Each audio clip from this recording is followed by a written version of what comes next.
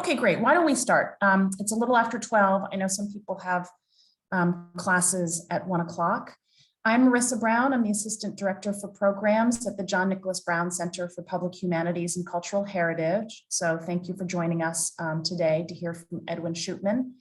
Before we begin, I'd like to read the statement about Brown's ongoing process to create a land acknowledgement that has been created by the Native American Indigenous Studies Initiative at Brown. And afterwards, I will put into the chat box some resources on where that is here. In our efforts to create a meaningful acknowledgement of the Indigenous peoples and their connections to the land that Brown University occupies, NACI, that's the Native American Indigenous Studies Initiative, and others at the university are following a protocol to carefully consider what this acknowledgement should be according to the Indigenous peoples connected to this place. We will work in consultation with local tribes to determine what statement, if any, and actions can best acknowledge tribal connections to this land that was occupied long before the university or state of Rhode Island existed. Addressing this important effort in full depth and according respect to all who are invested in this work will take time, deliberation, and care. It may take a number of months and perhaps years to complete. We are committed to engaging in a complete dialogue with local tribal peoples to ensure that the process is comprehensive. Thank you for joining us. I have the pleasure of introducing Edwin Schupman, who is here with us today to deliver a presentation titled Beyond the Trail of Tears, K-12 Education about Native Americans at the National Museum of the American Indian. Edwin Schupman, a citizen of the Muscogee Nation of Oklahoma, is the manager of Native Knowledge 360 at the Smithsonian's National Museum of the American Indian. NK360, as the initiative is called, is aimed at improving education about Native Americans through new classroom resources, teacher professional development programs, and a growing partnership network with Native communities, teachers, state education agencies, and other organizations. Ed began his career in the field of American Indian education in 1988, working for ORBIS Associates, an American Indian education firm creating culture and standards-based lessons on Native American topics, training teachers nationwide and evaluating educational projects.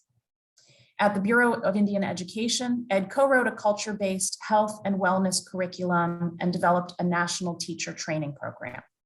In 2004, he joined the education staff at the National Museum of the American Indian. We feel really fortunate to have you with us today, Ed. We began this conversation inviting Ed to give a lunch talk, now 2 years ago, but we're sidelined for COVID and for his busy schedule, and it's just a pleasure to have you here. So thanks a lot for making the time. Thank you, Marissa, and hi, everybody. I'm going to share my screen with you, and then I will get started.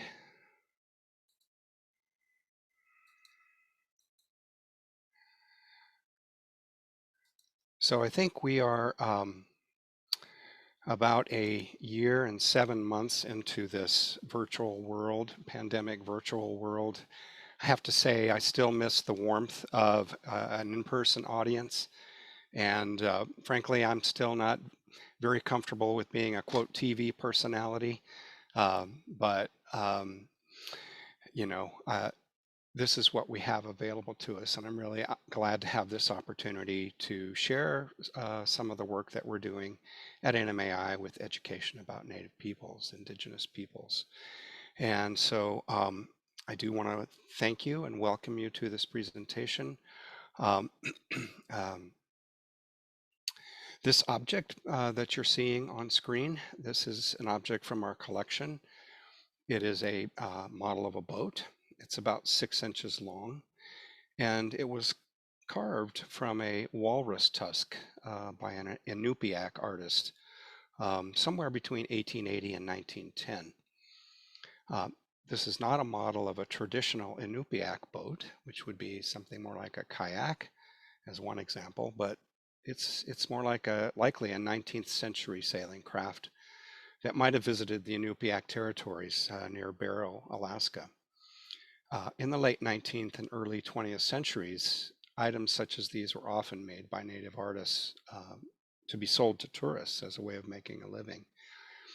And we don't know the name of the artist and what the inspiration was for creating this piece. It could have been that the artist saw boats like this near his home, or served on one, or saw photos of one, or saw one someplace else. So many possibilities around this.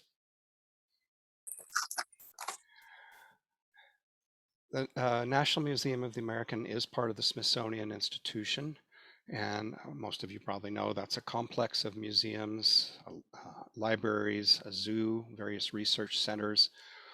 NMAI has 2 locations, one in Washington, D.C. on the National Mall on the left here, one in New York City in Lower Manhattan in the middle, and our Cultural Resources Center in Suitland, Maryland is where we steward our material collections of cultural and ancestral items, photographs, contemporary art, and paper archives. Our mission is to partner with Native peoples and their allies to build a richer shared human experience and a better understanding of Native peoples. And we've really just recently added this vision statement that works for equity and social justice through education, inspiration, and empowerment. NMAI feels honored to work in education with Native peoples and with committed educators, teachers, and this work of our national education initiative, which is called Native Knowledge 360, is at the heart of our work to make social justice a reality.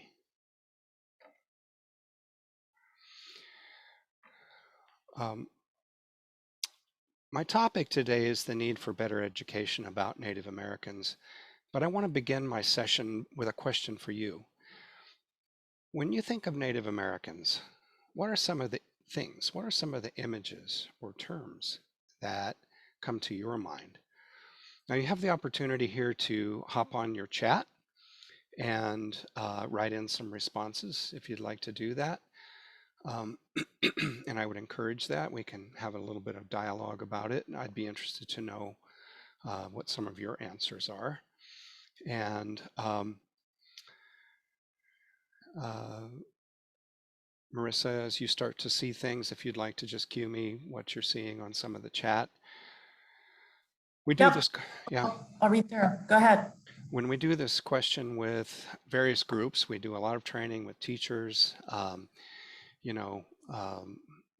sometimes with general public. We'll get certain kinds of imagery like feathers, headdresses, dances, buffalo, teepees, certain iconic stories such as Thanksgiving, Pocahontas, certain kinds of attributes like bravery, spirituality, tribes, things associated with the land or the environment.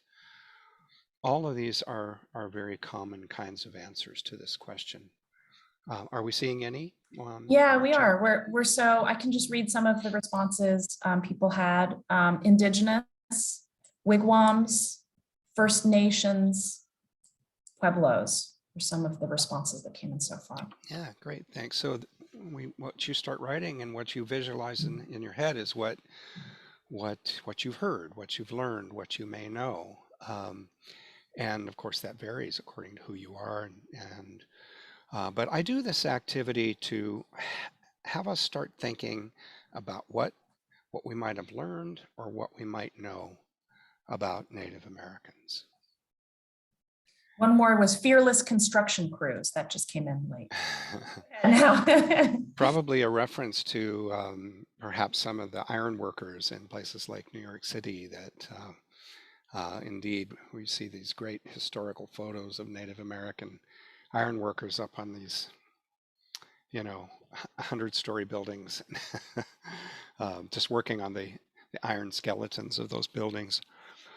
So in order to understand our current educational needs, it's helpful to look back historically at how Native Americans have been mischaracterized and the kinds of social attitudes and beliefs that have been perpetuated as a result.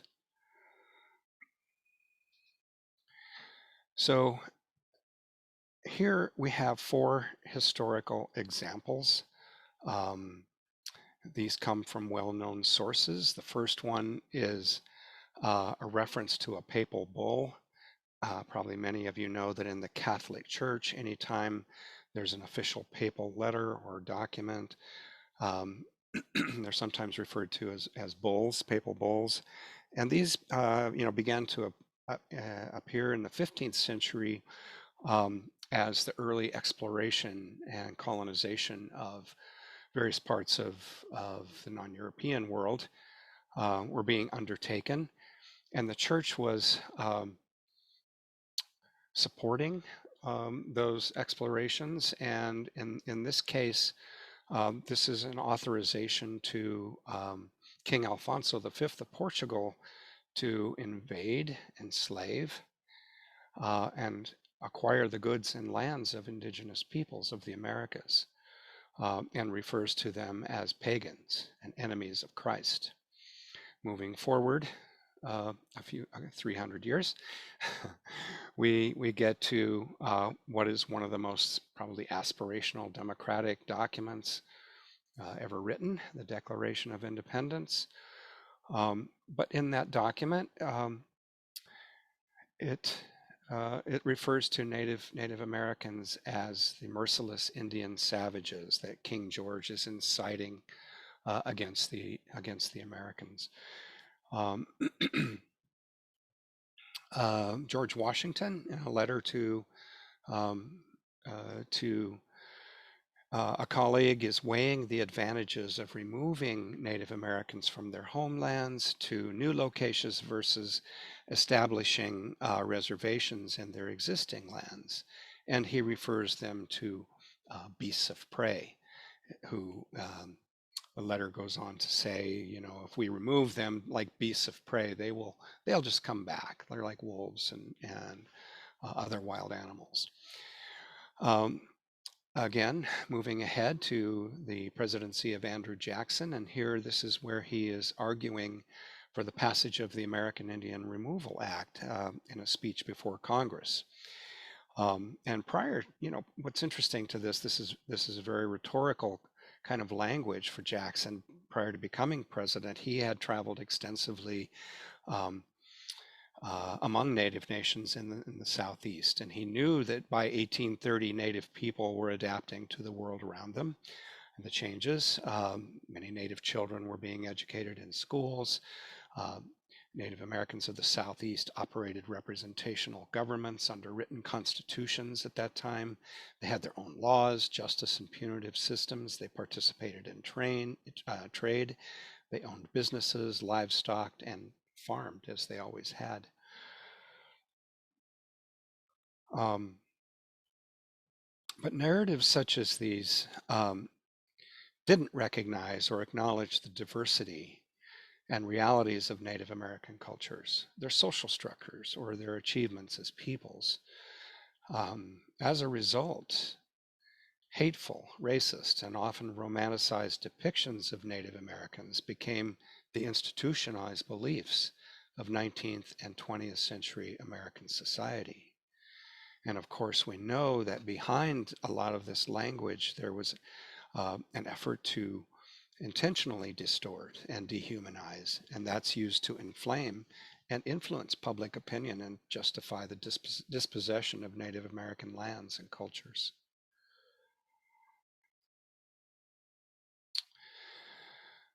So how does this look when it gets then into textbooks? We're going to turn our attention now to historical narratives about Native Americans and contemporary in textbooks. So I'm going to start by reading you an example from a textbook from 1904. This is a geography textbook, It was written, I'll have the slide in just a minute. I think it was a professor from Columbia. And in this chapter, he is discussing the people of the world, the four great races. And so I'll read to you what he says, an excerpt. So the first is the white race. The largest number of people belong to the Caucasian or white race. The members of this race have oval faces, small mouths and lips, large narrow noses, and straight eyes. They are the most active, enterprising, and imaginative race of the world. Next is the yellow race. The next largest number of people is found in the yellow race. People of the yellow race are shorter than those of the white race, and they have coarse black eyes, small noses, and small black eyes, with the outer corners a little elevated. As a rule, they are not progressive and include some of the most backward tribes of the world. The third is the third great race is the American or red race. The people of the red race have a yellowish copper-colored skin, long coarse black hair, small round eyes. Most of the red race are but little civilized, although a few are just beginning to develop industries which will furnish products to the rest of the world. And finally, the black race, the fourth and last group of people, is the black or Negro race. The Negroes that we know in this country have a dark brown or black skin, short black kinky hair, very broad flat noses, large round eyes, large teeth, and thick lips. As a race, they are somewhat indolent, like other people whose homelands are in tropical countries. They are often impulsive in their actions, but are faithful and affectionate to anyone for whom they care. So, to our ears today, this is very offensive language, and it's clearly racist. It reflects the white supremacist values of the time. The statements are really ignorant of the agricultural, engineering, environmental, governmental, and many other achievements and contributions that had served Native and other cultures for many centuries. Here's another example from 1916. Here the authors say that North America was almost an empty continent waiting for the white man to come and fill it with people. This is, of course, teaching an American narrative, the concept of manifest destiny, and the heroic building of a country. But North America, and indeed the entire Western Hemisphere, was far from empty at the time of Columbus's arrival. It had been populated by many diverse and unique cultures since time immemorial.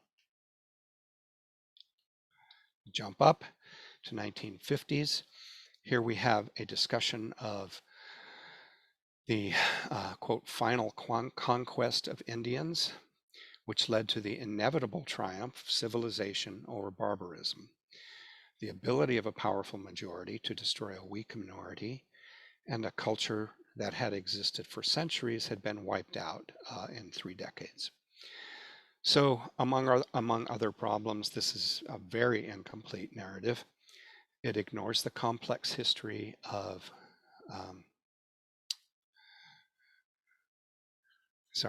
I'm going to back up. Although this isn't as overtly racist, it's still problematic. Native Americans are American people, and this is not our history. It's ignorant of the fact that there was never a single indigenous culture, and it's inaccurate because neither Native peoples nor their cultures had been wiped out.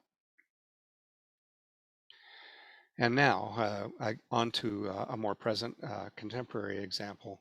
In 2008, chapter on democracy in the age of Jackson, and here's our Trail of Tears, my Trail of Tears reference. This is the story that's often told about removal in textbooks and classrooms around the country today.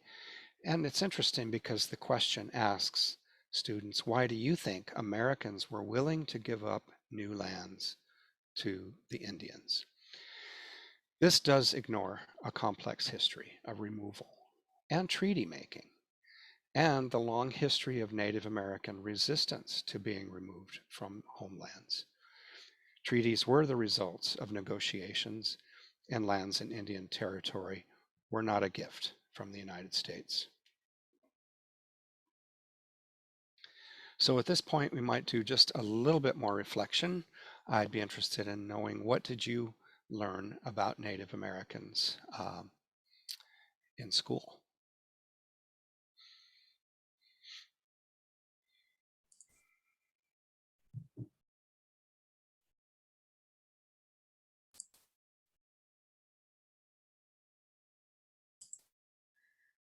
Are we seeing anything pop up in chat? Yeah, maybe just give people another like 10 seconds, then I can kind of start reading what people. Sure. Yeah, I'm starting to see some responses.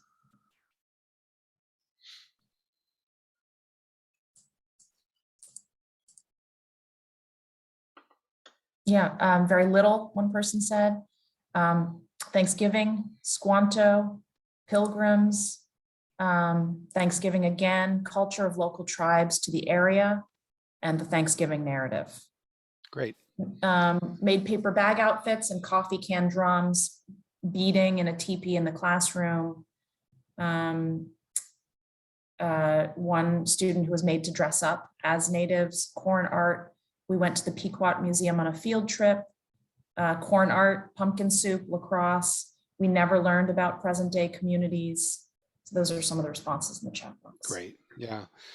So those are some of the very typical, again, kinds of answers that I hear to this question. It's very reflective of what textbooks and what the resources that educators have had to offer. In 2012 and 2015, my screen is blocked here by part of this, and these were the common. So we looked at 28 textbooks, K-12. These are the big publishers, American history and social studies textbooks. And these stories that you see on the page are by far the most common stories included in every textbook in the country. And many of those are the same ones that you mentioned in your responses. And so, what we find that is interesting about this is that almost all of these position Native American stories in the past, 100 or 200 years or more in the past. Very little that has to do with contemporary issues or peoples. Thousands of indigenous cultures have lived and thrived in the Western Hemisphere. And we always wonder, how can that diversity and all those stories be distilled down to these 9 stories?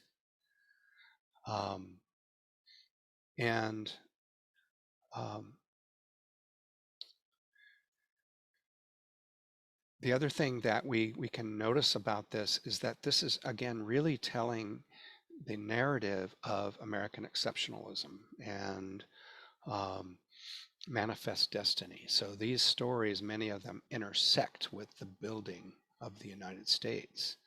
Some of these are stories about the Native Americans that Americans love to love.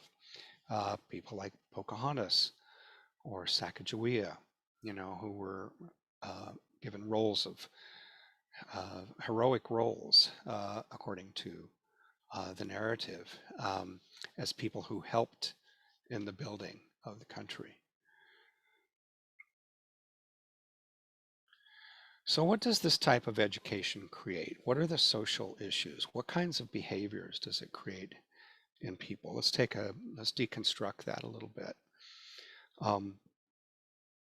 Mascots are still with us.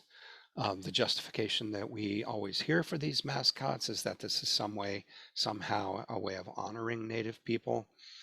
Dressing up like Indians and doing the tomahawk chop doesn't really honor anything, but it does reinforce stereotypes. It alienates Native children and has other harmful effects, such as normalizing racist behaviors.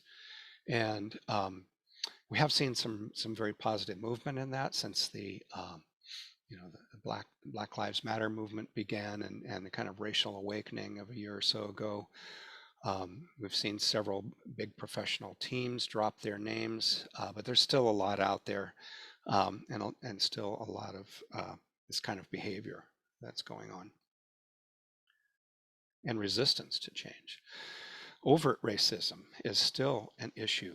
In this slide, Halloween revelers are dressed up as Dakota Access Pipeline protesters, and their signs, their costumes are meant to demean what was recently a serious and meaningful issue among Native Americans, including many Native youth. So Native Americans still hear racial slurs and are subject to various kinds of prejudices and violence across the country. These kinds of stereotypes are less overt, but nevertheless are mistaken. And things like Native American people have high cheekbones and black hair. I don't know if that was always universally true, but it's certainly not true today. That they are very spiritual people, or first environmentalists, or really great warriors. And so it oversimplifies certain kinds of traditional roles and responsibilities to talk about warriors, for example. But Native American kids are still subject to violence today because other kids think it's cool to fight an Indian. Bad education also has an impact on leaders at every level. The people who make decisions, people who deal with the management of natural resources and legal issues of treaty rights, jurisdiction. Here, even a sitting president was unable to articulate what is meant by the inherent sovereignty of Native nations.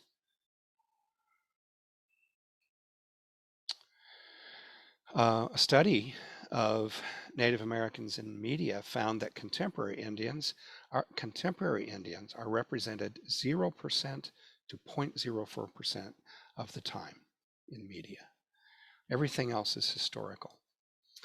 And if you want to do a little quick check on this, if you just pull up your search engine and type in American Indians, Native Americans, probably what you're going to see, 90%, 95% of the images you see will be historical images of Native people.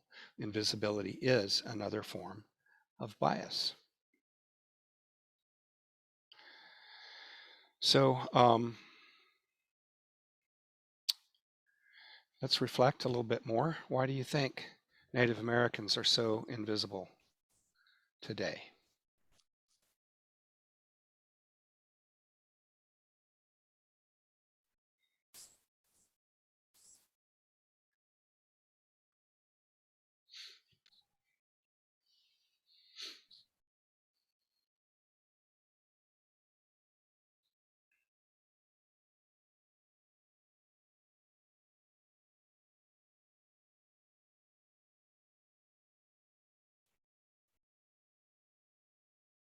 Yes, one just wrote, it contradicts basic ideas of patriotism. Not a standard part of the education curriculum. It allows popular American culture to ignore the atrocities committed against Native Americans. And someone saying, I'm not sure I agree. I think it depends on your news source, your teachers, and your location.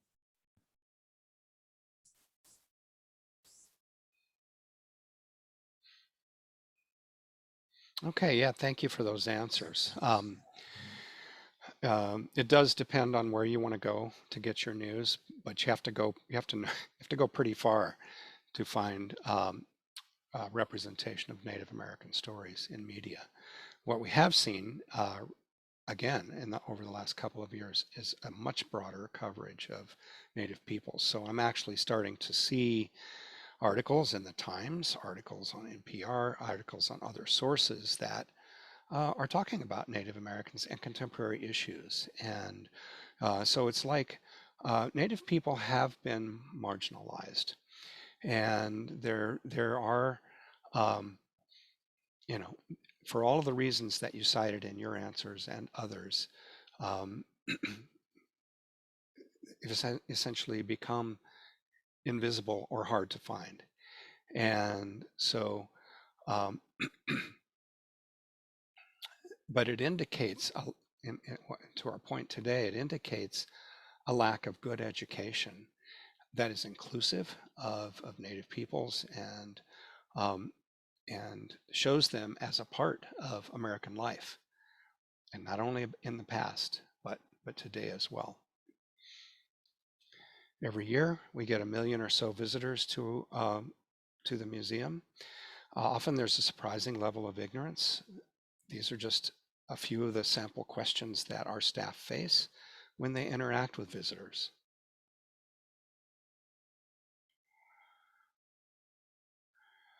For Native American children, the consequences can be severe when they see their communities as stereotyped or locked in the past, when they don't see themselves at all. It leads to confusion, alienation, and other kinds of psychological and social issues.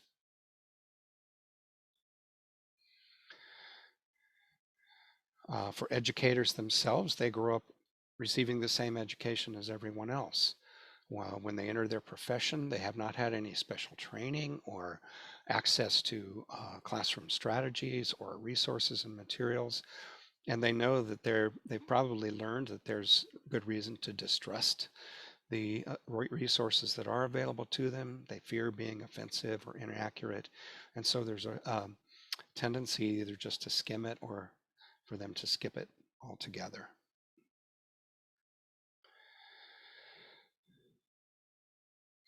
So this is one of the reasons why we as a museum have begun this initiative called Native Knowledge 360.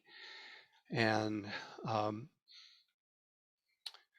you know, traditionally museums are thought of as places of informal education. So groups of students or families or individuals will come to a museum. They sort of self-select what they want to go around and see, and they learn. They learn by doing that. They might interact with someone who's giving a tour or has some kind of an interpretation set up for them. And that's good. That's important learning. But Native Knowledge 360 is really trying to address needs in formal classrooms. And so I want to give you a little bit of an overview of how we're covering that. Our framework for essential understandings begins the work of replacing inaccurate, incomplete, and stereotypic stories about Native Americans that have been so pervasive, and to really reframe thinking and learning. This framework is based on the 10 themes of the National Council for the Social Studies Standards, such as cultures, people, places, environments, science, technology, and society, power, authority, and governance. And then when you get into the guide itself, there are also key concepts under each of these themes that also help to expand this thinking. This document is really foundational to our work, and we've actually shared it with a lot of states as they redo their standards. Learning standards for education about Native Americans. And these, when you compare Native American content that might fall under these 10 themes versus the ubiquitous stories that are captured in all of the textbooks in the country, you already begin to see a much more expansive coverage of real Native American life experiences and things that will tie into the curriculum and can really change perception and attitudes and behaviors in the public. Next, we're collaborating with Native communities to create new online lessons that offer richer, more inclusive discourse, and more importantly, the voices of Native people themselves. These resources are interactive. They employ the powerful pedagogy of inquiry, and we utilize questions, rich primary, secondary sources, tasks to build student skills, such as developing arguments based on evidence. And so you can see just by the topics that are listed on the covers, the landing pages of these resources, These are not the Trail of Tears, Pocahontas and Sacagawea stories that you saw in the textbooks. It's looking at real issues like treaties. Were they intended to be forever? What do treaties mean today? Fish wars. What were the fish wars in the Pacific Northwest, during the civil rights era, and the important court decisions that came out of those actions by Native people and their allies in the Northwest. Early encounters in New York, this lesson for younger students on the question of, did Native people really sell Manhattan? A common misconception or mistaken idea about the transfer of land. So we're really trying to deal head on with some of the mistaken ideas and really to expand and make Native American more relevant, more real for classrooms today. We've spent a lot of time talking and conducting research with teachers. The vast majority of teachers want to do the right thing, and they've had very little to help them out with that. So we offer a variety of teacher professional development opportunities, including a summer institute, resident teacher program, numerous workshops at both of our museums, online and at select regional locations. And we are also, working in partnerships with a lot of other organizations who are like-minded. Some states are doing really great work. Some Native nations are really doing really wonderful work with their own curricular materials. And so all of that is contributing together to really address this systemic and long-term issue. For centuries, Native Americans have been depicted as backward savages. These beliefs have been perpetuated by people and institutions just to justify horrendous treatment and to serve other kinds of political and economic purposes. Native American content in education has been inaccurate and incomplete. These omissions and insufficient knowledge perpetuate stereotyped and racist thinking and behaviors toward Native Americans. It leaves generations of students with an incomplete understanding of the US and world history. In Native communities themselves, there are still enormous disparities in health, economics, education, and other social issues. Some of these are real life and death challenges, such as extreme poverty. The disappearance of an untold number of American Indian and Alaska Native women and girls under suspicious circumstances, or the disproportionate number of Native Americans affected by the coronavirus.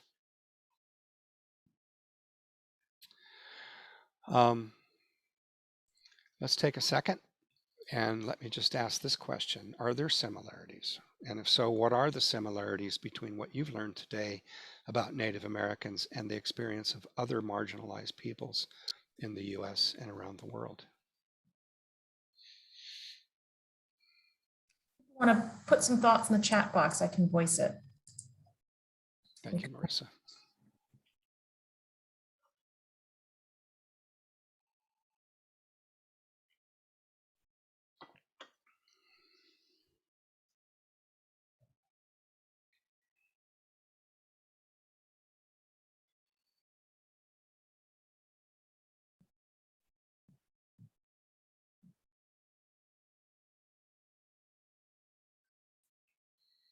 Yeah, someone's agreeing with the point you made earlier, Ed, about invisibility. Generalization, the diversity of people get collapsed into simplification and untold histories.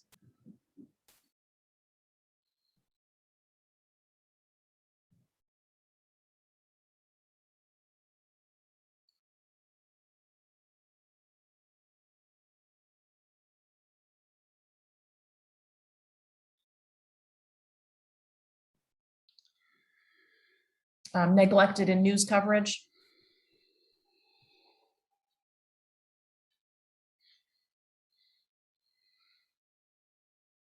Okay. Yeah. So as I see it, the stories are very parallel, but they're different. You know, the experience of Native Americans and African Americans are unique. You know, the African American experience began largely with the enslavement of African people and transported away from their homelands to this continent. And Native Americans, of course, were already here.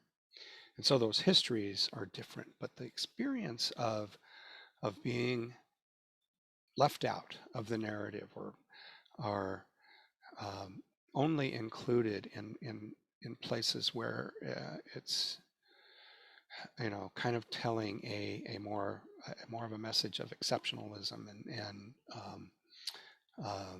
you know, the kind of heroic narrative of building a country, but it doesn't really reflect that kind of storytelling, and this kind of exclusion doesn't really reflect who we are as a country. It doesn't reflect our diversity. So in the future, when we ask people what they think about, the first question that I started with you today on is, we'd like to hear answers that are different from what we've heard in the past. We'd like to hear things like, Native Americans are diverse people and cultures across time and place, since time immemorial to the present day. Native nations are sovereign nations who have always had government systems, smart political leaders, and who engaged in diplomacy with other Native and European nations and the United States. That Native Americans generated and participated, and still do, in international trade and economics. There were Native Americans who were engineers who built cities. There were agronomists who developed crops, plant species, and managed environments so that they could help feed not only their own communities, but now which help to feed the world today. And they're people with deep cultural and historical ties to their homelands. Artists across time whose works belong in the world's great institutions of art. And they're contemporary people who live in the modern world, but deeply value and work to preserve their languages, their cultures, and their histories.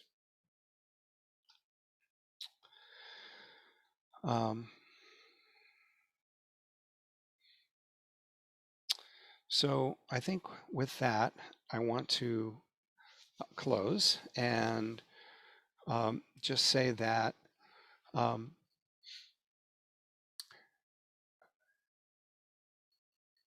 you all are very well educated people. You are, or you're on your road to that, and you have an opportunity to make a difference in this, even if you're not a classroom teacher. But hopefully this discussion today has allowed you to kind of awaken your awareness a little bit of what some of the issues are, and understanding that very simplified historical trajectory of messaging that has been pervasive in society, pervasive in education, and the kinds of effects that has on our society and on how people think and how they act. We have the opportunity to turn that around and to become people who work for change. And so I just want to welcome you to your hopefully greater awareness, and hopefully will inspire you to notice and to talk with people about it. So with that, I welcome your questions. I'm going to just show my credits slide real quickly so that can be part of the recorded program. Then I will stop sharing, and happy to have some conversation. We have about a little under 15 minutes left. Yeah, feel free. If anyone has a question, you can either use the raise hand icon or just put it into the chat box and I can call on you. And while people are thinking, I also wanted to recognize too, Ed, and thank you very much for the presentation and for the work, the entire initiative. I'm sure, I mean, the process of putting that together and all that it took is, I'm sure, a years long story. But I also just wanted to recognize the Native students in our department who are able to join us here today, whose work is so important to this center and to some of the things that we are all thinking about, engaged with. So if people have questions, people are saying very grateful for this resource and suggesting a couple of other talks and performances and programs in the chat box. Just go ahead and raise your hand or put it into the chat box.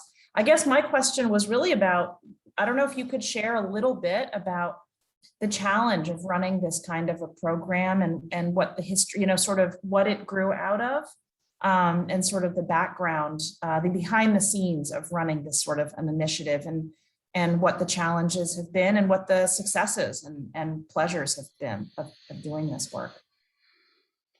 Yeah, that's another couple of hours, but and it's really been many years in the development. When we first opened the museum, we began to talk about the curricula that are out there about Native Americans. This is a well-known problem. It's something that educators, particularly educators, focused on Native American education, have been trying to address for decades. And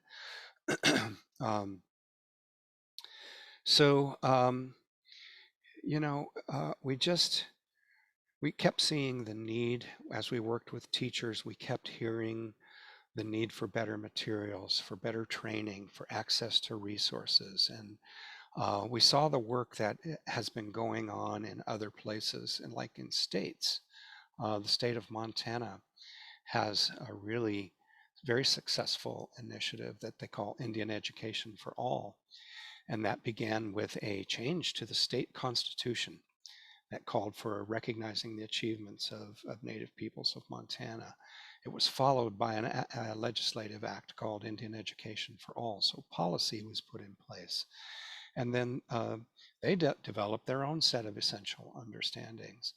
And then they have begun to develop online materials and resources for teachers, developed in collaboration with tribes, and then have years of teacher training programs that they're doing. So we saw those kinds of models out there and said, how can we adapt that to a national audience, really an international audience in many ways? And so we started, and I guess part of the challenge is making sure we have institutional buy-in, and we did. Our former director, Kevin Gover, was extremely supportive of this initiative. He had a history, he had headed up the Bureau of Indian Affairs during the Clinton administration, and that underneath the Bureau of Indian Affairs is the Office of Indian Education. It's now called the Bureau of Indian Education, but it looks at schools that operate in the Bureau system. And so he was aware of the educational issues and really saw that we had the opportunity to make a difference. We now have the full support of our museum, our leadership, our board of trustees, and through the development of this initiative in a comprehensive way, which I sort of laid out for you, developing new materials with certain standards in place. We have to connect with teachers. We have to help them do their jobs, make it relevant to a classroom, not just content, but pedagogy. And working in collaboration with Native communities to get Native voices present, developing materials that we put online, and then teacher training for teachers in a variety of formats and settings, reaching out as far as we can go, and then the various partnerships that we're developing. And I'd like, as you asked about a success story, I'd like to give you one of those. So I showed earlier an example of a lesson that we worked on the Pacific Northwest histories and cultures. And in the development of that project, we actually worked with a team of Native educators and experts in the Pacific Northwest as co-developers. Curriculum writer, educator, a couple of cultural experts, so they were our collaborators in the process. Well, they also happened to be people who wrote the curriculum, the Native American curriculum in Washington State, called Since Time Immemorial. They are people who go around the state doing teacher training. So right away we had a partnership that allowed for investment and engagement at the state level. And that has really paid off. These were released about 3 to 4 years ago.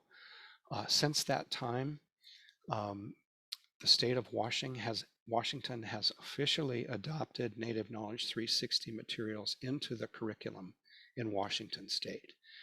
And it's tied to the Since Time Immemorial curriculum. The one Washington State also has a law that requires education about Native Americans across the curriculum. So there's statewide training.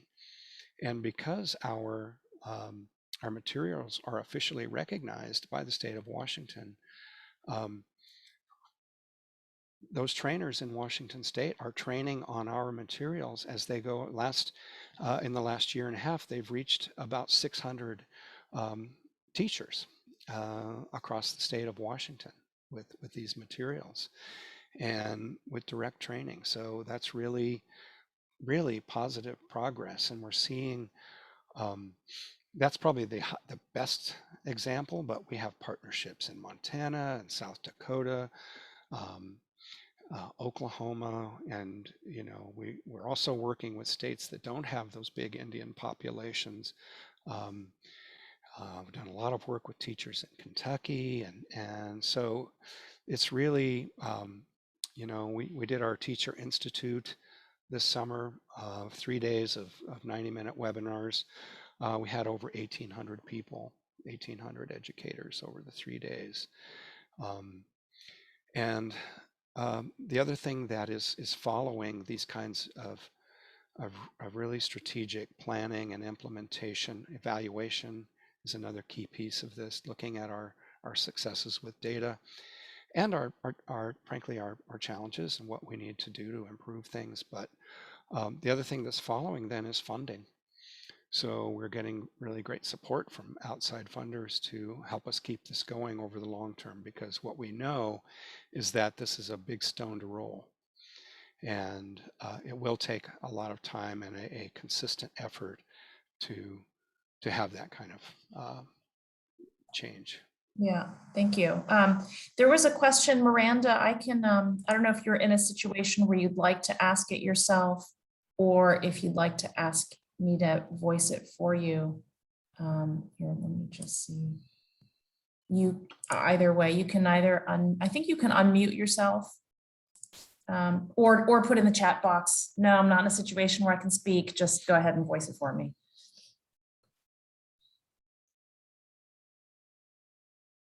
Okay, I can voice it. So Miranda Worrell had a question. She's a student, a second-year student in our program. This session has focused a lot on history, but I'm curious about education programs and teacher professional development focused on STEM, especially thinking about studies on intergenerational trauma and also recently public health and disproportionate effects of COVID on Native communities. Yeah, thank you, Miranda. And I wonder if you're related to Rosita. I recognize your last name. But anyway, to start to answer your question, yes, we do have some STEM resources available on our website. One of our Can I just interrupt you because it's so it's her grandmother. wild? Yes. Okay, go ahead. I'm sorry. We have a beautiful, her grandmother is an exquisite artist, and we have beautiful pieces in our collection. And so one of the websites, for instance, that we have is called Native American Responses to Environmental Challenges, which looks very much at the, it has 4 case studies of Native communities today, the particular environmental issues they are dealing with and how they're addressing them. The connection of their history and culture that informs how they deal with the environment today. What are the values? What's the traditional knowledge about these environmental resources and the challenges they're facing, and then how are they working? How are they themselves doing scientific, what we would call, Western scientific work? How they're interacting with other scientists, other agencies, and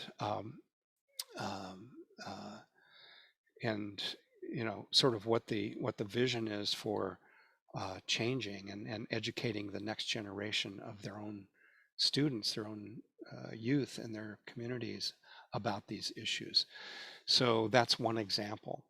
The other thing is all of these resources that we're developing that I showed has a section on taking informed action, which looks at the efforts of usually Native American communities and their people who are taking action on issues related to the topic that, for instance, you saw a lesson there on treaties, and the taking informed action piece on that lesson deals with the Dakota Access Pipeline and the work that Native communities did to deal with that issue, in particular Native youth and their involvement in it. So we're trying to address these.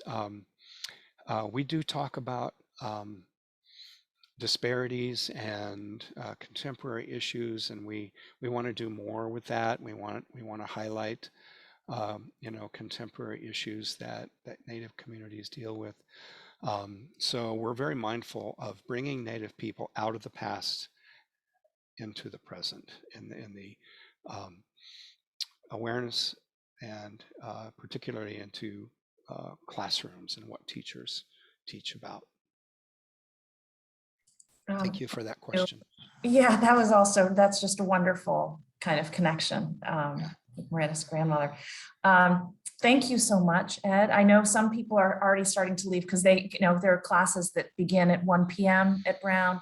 But thank you so much for coming today, and also just thank you for the work that you do over the long haul to change this, these representations and make it more accurate. So thank you for that too, and thanks for sharing with us today.